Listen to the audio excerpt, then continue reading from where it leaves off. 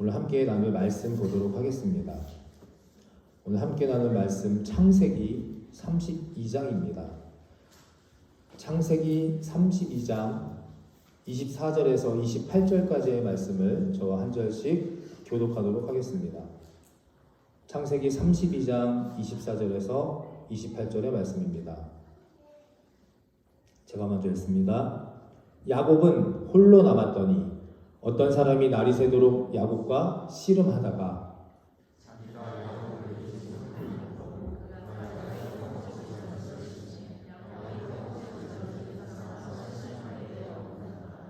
그가 이르되 날이 새려 하니 나로 가게 하라. 야곱이 이르되 당신이 내게 축복하지 아니하면 가게 하지 아니하겠나이다.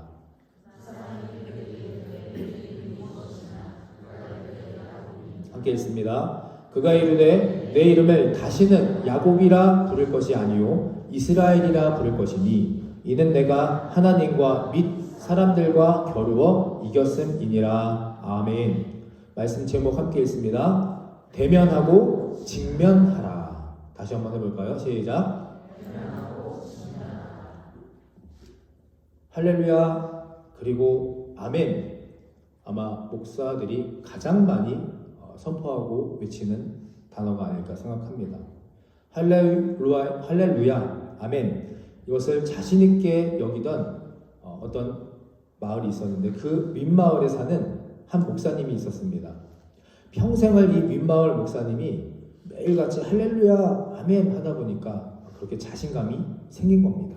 그러다 어느 날 아랫마을에 사는 한 다른 목사님이, 친구 목사님이 계셨는데 그 친한 목사님이 타시던 말을 타고 싶어서 빌렸습니다. 그런데 그 아랫마을 목사님 이 말은 훈련이 잘 된 말이라 목사답게 할렐루야라고 소리치면 갑자기 달린다. 그리고 아멘 하면 갑자기 멈춘다. 어떻게 됐다고요? 할렐루야 하면 말이 달리고 아멘 하면 멈추는 겁니다. 말타기가 너무 하고 싶었던 윗마을 목사님이 말에 올라서 할렐루야를 외쳤습니다. 그러니까 정말로 말이 갑자기 미친 듯이 빨리 막 달리기 시작하는 겁니다. 신나게 한참을 막 달리다 보니까 갑자기 저 앞에 막다른 절벽이 보이기 시작하는 겁니다. 근데 너무 다급하다 보니까, 너무 급박하다 보니까 이 말을 멈추는 그 단어가 생각나지 않았던 겁니다. 이젠 죽었구나. 이젠 끝이구나 생각하고 하나님께 생전의 마지막 기도를 올립니다.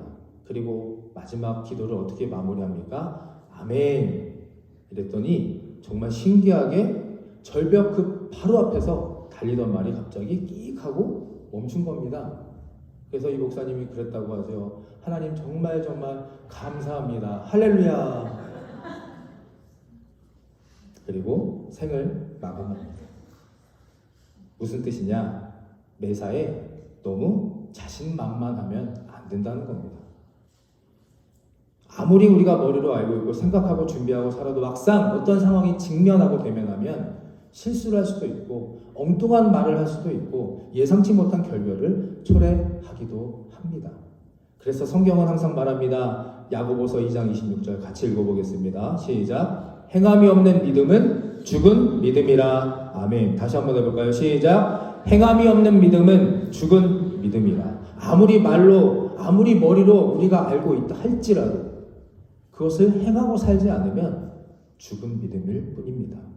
상상 속의 믿음, 내 입술의 고백에 멈춰있는 믿음, 주일날 교회에 나와서만 성도이며 그리스도인 그런 믿음은 실제의 믿음이 아닌, 정말 우리가 가져야 하고 소유하고 필요하고 원해야 하는 믿음은 대면하고 직면하는 실제의 믿음, 이 살아있는 현실적인 능력 있는 믿음을 우리가 가져야 할 줄 믿습니다.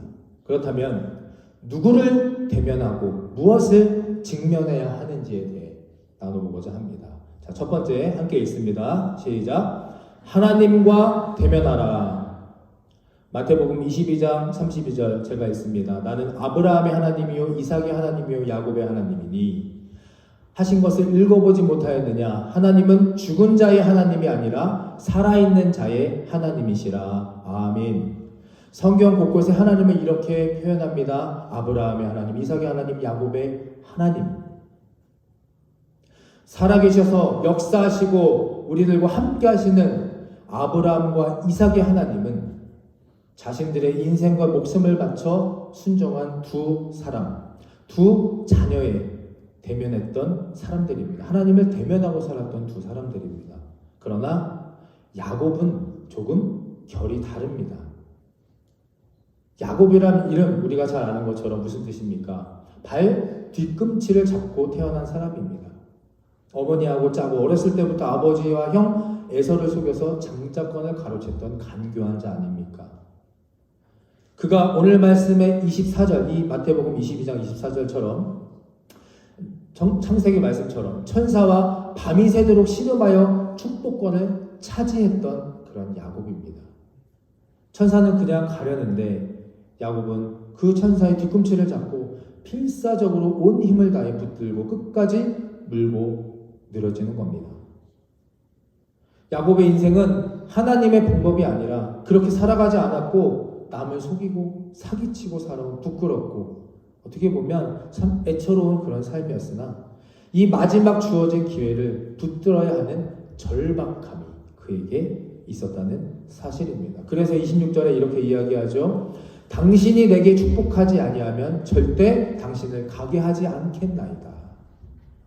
우리 아까 인사했습니다. 천국을 차지합시다.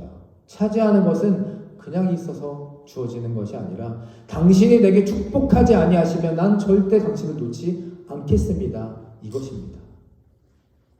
근데 놀라운 것이 이 천사와 하나님과의 씨름에서 누가 이겼습니까? 하나님이 이겼습니까? 야곱이 이겼습니까? 야곱이 이겼습니까? 야곱이 이겼습니까? 야곱이 이겼습니다. 하나님이 셉니까? 사람이 셉니까? 당연히 하나님이 셉니다. 그런데 하나님이 저 주신 겁니다. 하나님이 저 주시는 이유. 우리가 부족하고 연약하나 죄악에 빠지고 말도 듣지 않고 하나님을 때로는 실망시키고 살아가는 우리들이지만 하나님이 저 주시는 이유는 우리를 한없이 끝없이 사랑하여 주시기 때문인 줄 믿습니다. 자식을 당한 부모 있습니까? 없습니다. 때를 쓰는 때쟁이 야곱에게 줘주시는 하나님의 속마음을 우리는 말씀에서 발견해야 할 겁니다. 여러분 노아의 방주 잘 아시죠? 노아의 방주 하나님의 명령을 받아 산 아라랏산 꼭대기에 방주를 짓는데 몇 년이 걸렸습니까? 노아의 방주 짓는데 몇 년 걸렸습니까? 무려 120년 걸렸습니다. 120년. 배 하나 만드는데 왜 이렇게 시간이 오래 걸렸을까요? 하나님의 능력이 없어서 일손이 부족해서 재료가 없어서 아니죠. 이 120년이라는 시간은 인간을 향한 하나님의 사랑의 시간입니다. 너희들의 죄를 스스로 깨닫고 이 120년 동안 노아를 통해서 방주를 짓는 이것을 보면서 돌아오라, 회개하라, 깨달으라. 억지 부려도 좋으니 야곱처럼 때를 쓰고 붙잡고 늘어져도 좋으니 이제 그만 정신 차려라. 나를 잡고 나만 바라보고 이제 나를 직접 만나리라. 인내와 은혜의 사랑의 120년의 시간이었습니다. 하나님은 억지 부리고 떼쓰는 자녀에게 결국 두 손 두 발 다 드시는 분인 줄 믿으시고 깨달으시며 감사하는 이 시간이 되기를 간절히 축원합니다. 저 주시려는 마음을 이미 가지고 우리에게 씨름을 걸어오시는 분입니다. 할렐루야. 그러니 우리가 어떻게 해야겠습니까? 세상 문제로 씨름하면 안 됩니다.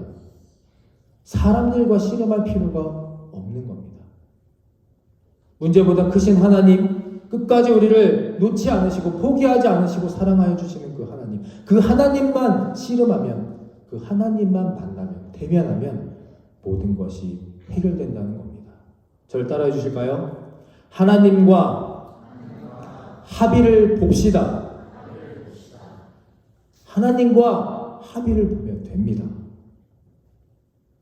이럴 땐 아멘 하셔야 됩니다. 하나님과 합의를 보시기 바랍니다. 우리 양옆에 뒤에 분들과 다시 한번 믿음의 선포로 축복하며 인사하겠습니다. 하나님과 합의를 보세요. 자, 시작. 하나님과 합의를 보세요. 정말 하나님과 합의를 보셔야 합니다. 문제, 사람 아무리 붙들고 씨름해도 하나님 말고 그 어떤 것에 선한 것들이 나오겠습니까? 사람 씨름하지 마시고 하나님과 씨름하십시오. 하나님을 직접 찾으시고 부르시고 만나게 되시기를 간절히 축원합니다. 그것이 바로 성경적인 방법입니다. 27절에 보면 천사가 야곱에게 말합니다. 내 이름이 무엇이냐? 야곱에게 이제 다시는 내 이름을 야곱이라 부를 것이 아니로 무엇이라 부르겠습니까? 이스라엘이라 부를 것이니라. 아멘. 여기에서 비로소 야곱의 이름이 이스라엘로 바뀌게 됩니다. 이스라엘이 그냥 하나님이 선택하신 선민, 하나의 백성의 이름, 그것으로 끝이 아니라는 겁니다. 이스라엘이라는 이름은 앞에 화면처럼 히브리어로 야샤르엘이라고 읽습니다. 이 야샤르라는 단어는 곱고 정직하고 명예롭다. 법을 준수한다.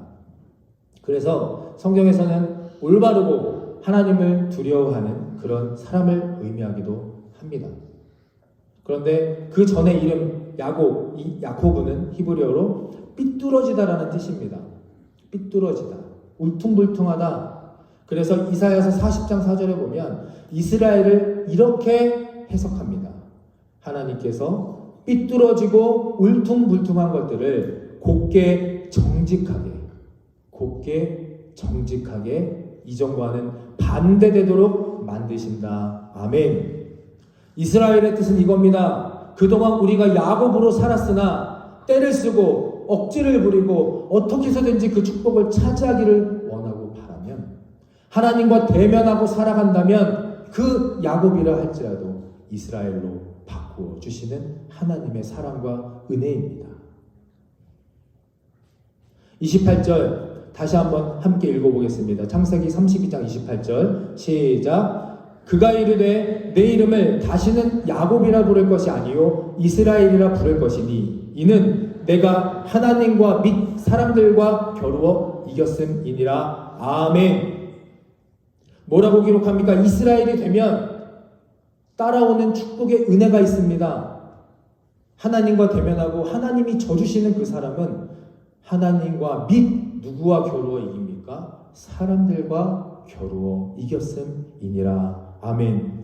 사람들과 겨루어, 세상과 겨루어, 문제와 겨루어 다 이겼음이니라.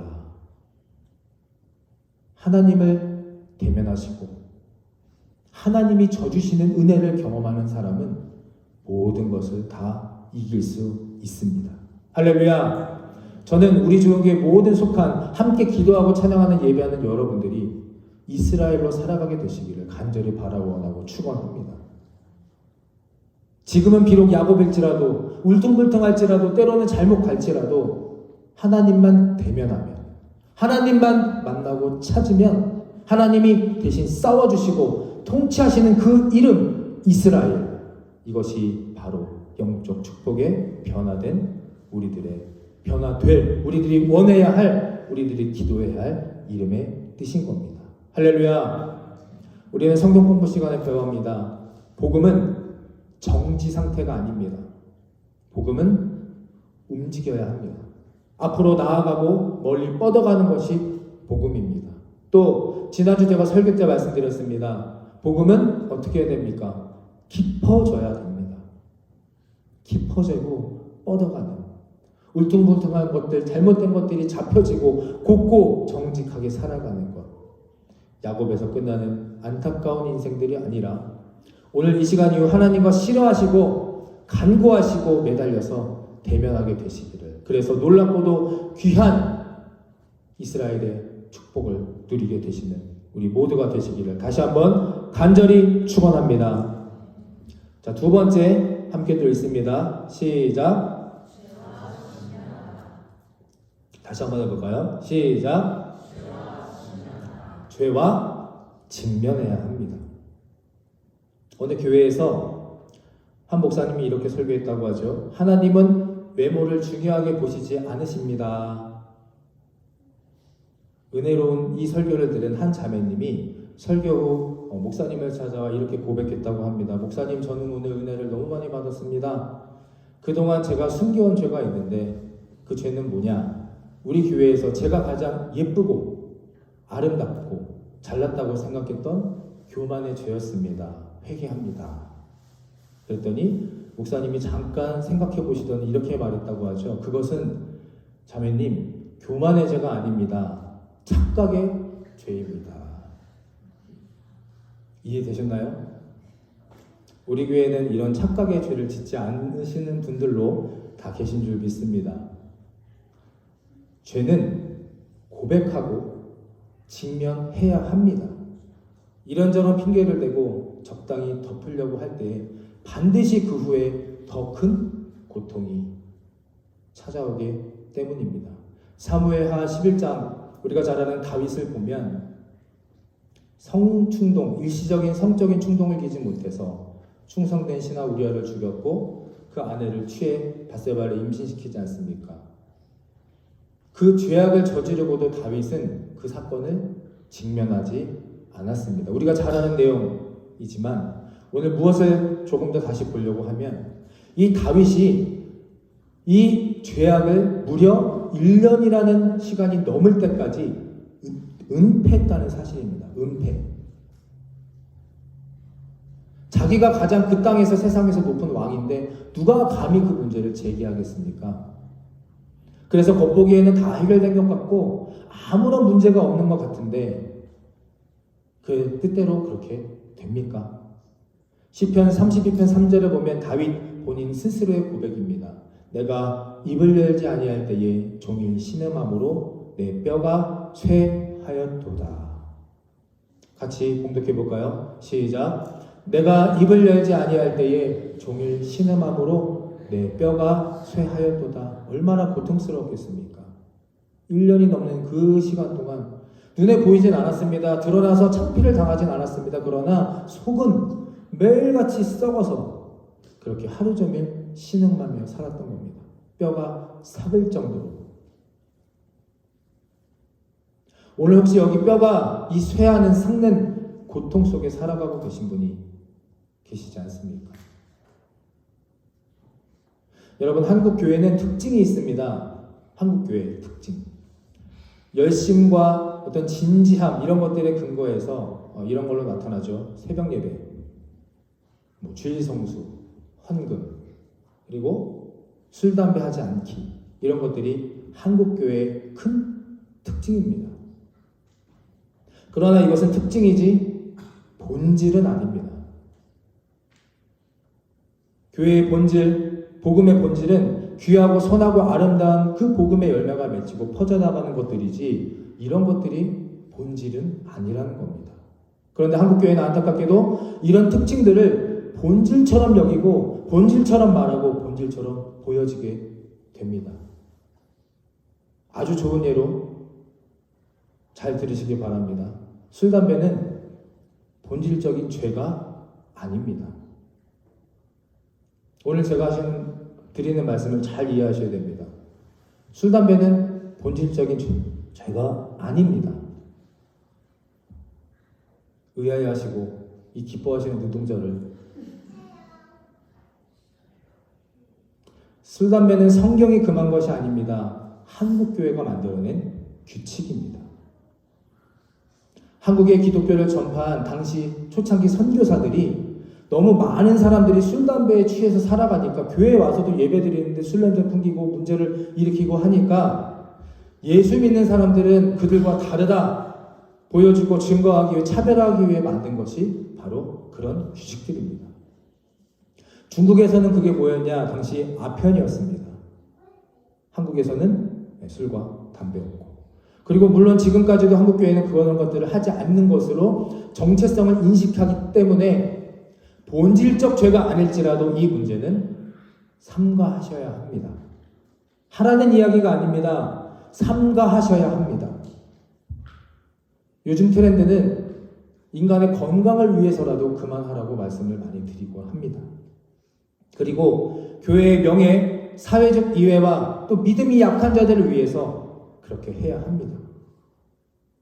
정말 못 참으신다, 숨어서 하십시오. 들키시면 안 됩니다. 이렇게만 말해도 어떤 분들은 아마 큰 충격을 지금 받으시는 분도 계실 겁니다. 혹시 목사는 해서 그런가? 아닙니다. 저는 2009년 이후에 단 한 번도 그런 것들을 접한 일이 절대 앞으로도 없을 겁니다. 물론 저는 하지 않습니다. 그런데 왜 제가 오늘 이 문제를 논하냐 하면 좀 더 깊게 끌고 들어와 새벽 예배, 성경 통독 이런 것들은 교회의 사가 요구하는 것이 아니고 한국 교회의 특징의 열심의 결과라는 겁니다. 그거 안 해도 신앙 좋을 수 있습니다. 그것 해도 신앙이 좋을 수도 있습니다. 이런 일들을 통해서 우리가 이상하게 변질되어서 무엇을 놓치느냐 하면 새벽 기도를 했다, 철야 기도를 했다, 술, 담배를 안 한다가 신앙의 중요한 자기 확인이 될 수도 있다는 사실입니다. 심판을 할 권리를 우리 스스로가 이곳 안에서 만들어내고 있다는 겁니다. 그래서 어떻게 됩니까?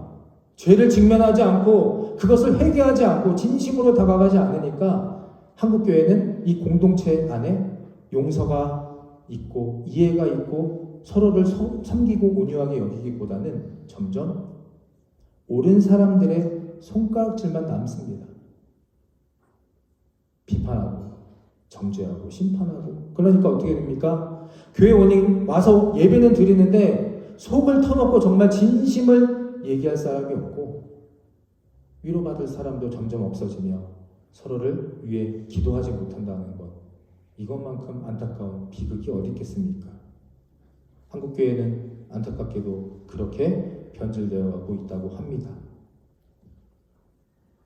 무슨 일을 하는 것은 정말 잘합니다. 행사하고 프로그램하고 열심히 하는 건 잘하는데 이 자체 안에 평화와 기쁨과 안식과 위로는 사라져 가는 것, 이렇게 해서는 우리가 절대 안 되는 겁니다. 성경적인 기독교적인 신앙이 아닙니다. 물론 우리 교회가 그렇다는 사실은 아닙니다. 그러나 그럴 수 있는 가능성, 여지, 어느 교회나 누구에게나 다 열려있다는 사실입니다. 왜? 죄를 직면하지 않으면. 오늘 이 시간 성령 하나님께 분별력과 지혜를 구하며 기도하고 찬양하고 마무리하고 돌아가게 되시기를 간절히 바랍니다. 오늘 제가 드린 메시지의 핵심은 술, 담배 아닙니다. 행위에 초점이 있는 것이 아니라 우리의 마음의 문제, 본질의 문제, 내 마음밭의 성결함을 지적하고 있는 겁니다. 죄를 은폐하고 합리화시키고 타협하고 살아가려고 하는 우리들의 완악한 모습들. 죄를 직면하지 않고 죄를 은폐하고 방관하는 곳에는 결국 세상과 다를 바 없는 심판과 징계만이 남습니다. 그래서 내적 평화가 아니라 외적 평화, 진짜 평화가 아니라 가짜 평화만이 남게 될 것입니다. 마태복음 22장 36절 40절 저와 함께 읽고 말씀을 마치겠습니다. 36절 제가 먼저 봉독하겠습니다. 선생님, 율법 중에서 어느 계명이 크니까?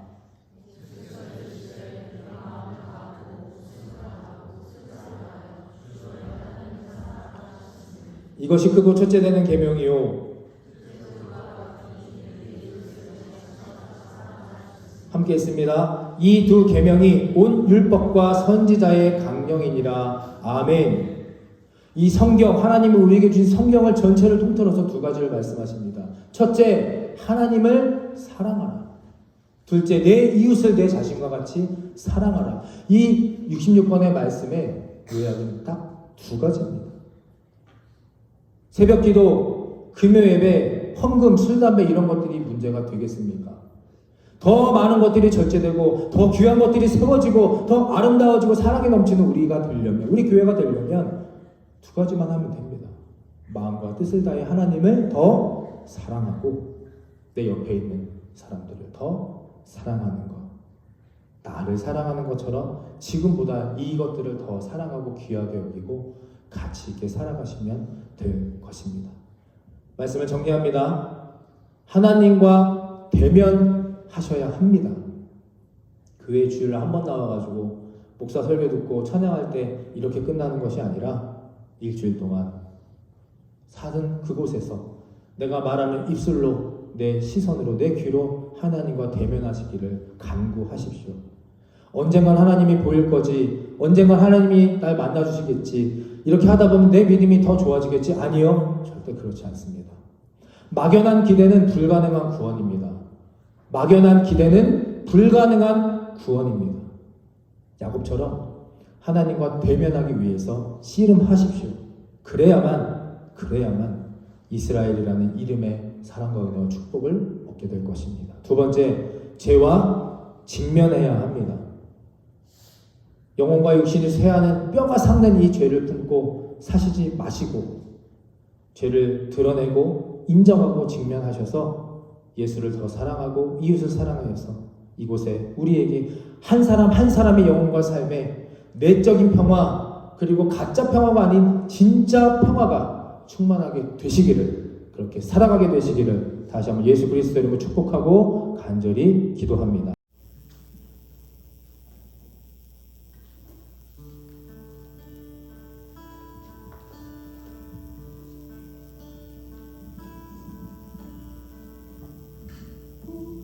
나의 자비로운 주여, 나의 몸과 영혼을 주님 은혜로 다 채워주소서.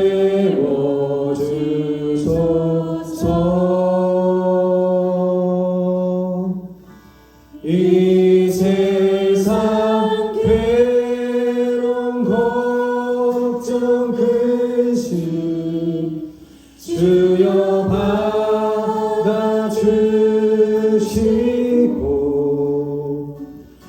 험한 세상에서 인도하소서. 우리 다시 한번 찬양합니다. 오 나의 자비로운 주여, 오 나의 자비로운 주여, 나의 몸과 영혼을 주님 은혜로 다 채워주소서.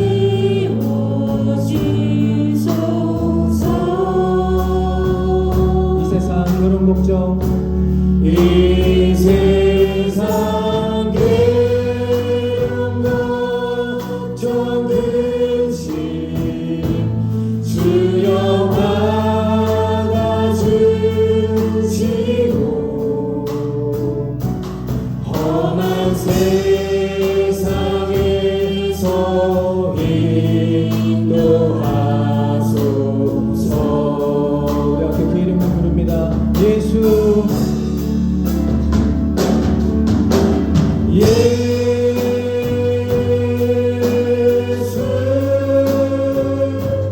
오 예수,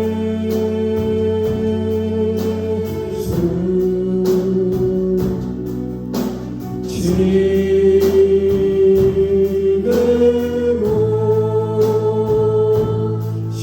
오셔서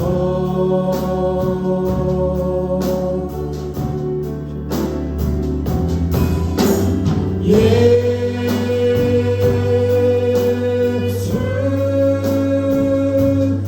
오 예수,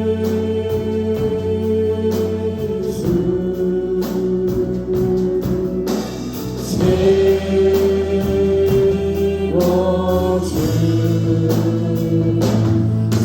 함께 찬양합니다. 모여라 주께 찬양하라. 모여라 주께 찬양하라. 나의 귀한 친구여, 주님 앞에 너 두 손 모으고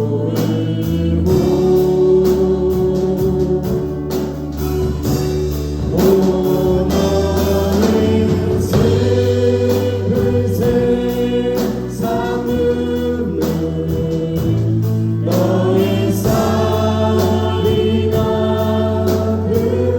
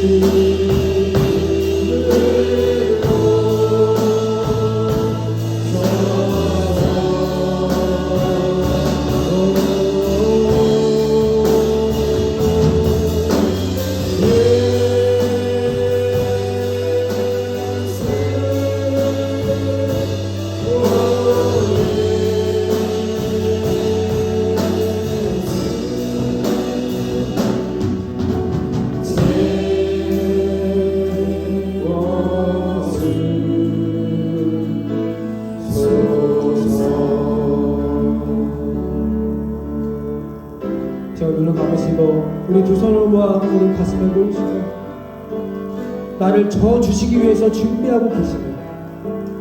나를 가장 선한 길로 울퉁불퉁하고 굽어진 그 길을 곱게 펴고 정직함으로 영광의 길을 걷게 하시려고 준비하고 계시는 그 하나님을 대면하게 하여 주시옵소서. 나의 숨겨져 있고 감춰져 있고 은폐되려고 하는 그 모든 죄들이 이 시간 십자가 앞에 예수 그리스도의 이름 앞에 드러나게 하여 주셔서 치유되고 회복되고 회고하는 것이 아니라 앞으로 전진하며 커지며 깊어지며 넓어지며 단단해지는 우리들의 믿음과 삶이 되게 하여 주시옵소서. 오늘 이 시간 그것을 놓고 기도하겠습니다. 결단하겠습니다. 회개하겠습니다. 주님 앞에 나아가겠습니다. 예수 그 이름을 부르며 오늘 다짐하겠습니다. 우리와 나와 함께하여 주시옵소서. 주여